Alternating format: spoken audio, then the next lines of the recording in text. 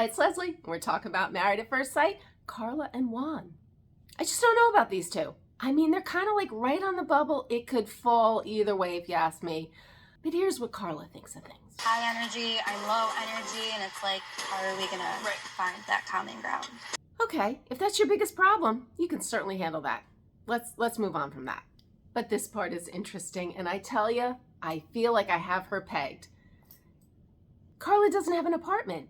I guess it just kind of worked out the timing that when she was getting married, her lease was kind of getting up, so she doesn't actually have an apartment. Doesn't have to pay rent there. Just so happened, like my lease was up, and then I got married literally days later. So a lot of beginnings. A lot of new beginnings. She moved all her crap into a storage unit. So Juan and Karla are going to see her stuff at the storage unit. But how convenient for her, I'm telling you. Ready, Freddie? Are you excited to see my storage? I'm very excited to see your storage. Funny how that worked out, that Karla. But it's not just smooth sailing for them. They do have some issues, as Karla says. Juan loves to have fun. He loves the word fun. He likes to have fun. He's a very goofy person. Ooh. We can save that for later. I love that, but you just can't have fun all the time. Can't have fun all the time. That seems like a horrible rule to live by, but okay. So it was a quick one, going over there and seeing Karla's crap in her storage unit. Yeah, whatever. But they were off then to see Juan's apartment. And here's kind of a crazy thing that Karla asks him. But I know you mentioned that you'll be living here for the next couple years, which I think this is a beautiful spot. So after decision day, just curious if you're open to me bringing my things over here. Well, isn't that something? She doesn't even know if they're going to be together, but it's kind of like, oh, she's planning that next thing out because you know what? She wants to be taken care of. She doesn't need an apartment. She wants someone to pay for that. She doesn't want to have to deal with that crap. So she's lining up her next living situation. Planning. Karla didn't love Juan's apartment. It was kind of a guy's apartment. I mean, just down and dirty. No big deal. Not dirty, but he had like a hand cart thing, had the TV on, the hand cart thing. I mean, it was just like functional. It was a very functional apartment. They haven't even gotten to decision day. They haven't even anything. And she's already thinking, well, if I move in here, I kind of want to make it my own. And what would happen to all my stuff? And, it should be both of ours at that point.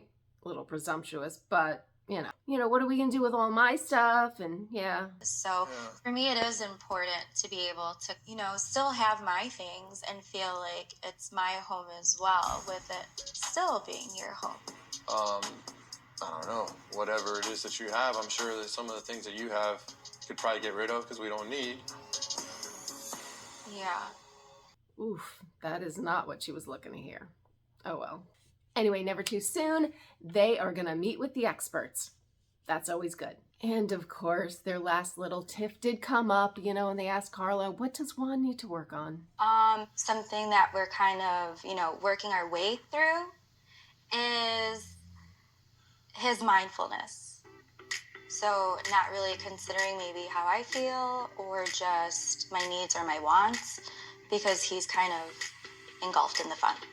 In the zone, yeah. She's right. It doesn't seem like a horrible thing to be engulfed in the fun, but, when you're forgetting about Karla, that is not a good thing.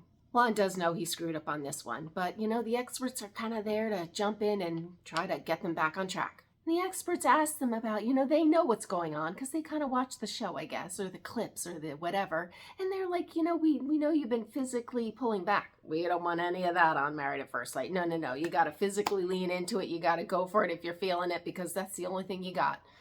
Because, and Juan admits, yeah, he has kind of been pulling back because sometimes just like doing all that too soon doesn't work out well for him. For me, I think there's moments where I guess I feel like vulnerable to it, and there's moments where I just don't feel comfortable. I just, for me in the past, it's clouded my decision-making capabilities, and I don't want to fall back into that right off the bat, Anyway, Dr. Pepper leaves him with this. You need to do this to kind of further your intimacy. What I would say, which would be helpful and that doesn't require a full-fledged erotic desire is to give yourself acts of affection that are reassuring that you're working on this together, that you appreciate the other person. Alrighty then. You know, and that lands you in bed, that would make them happy too, you know. But anyway, they were left with some action items, if you will. Juan said, you know, Karla needs to be a little more patient and talk more because she kind of like gets pissed and then gets revenge, if you know what I mean. And Karla said Juan needs to work on his mindfulness, and we know what that all has to do with, you know, that last little thing. But anyway, I follow this nonsense every week. These two, they're basically on the bubble. They're on the bubble, you know. Anyway, but I follow this nonsense every week, so if you want to follow along, please subscribe, hit the notification bell, and I will see you next week. Bye.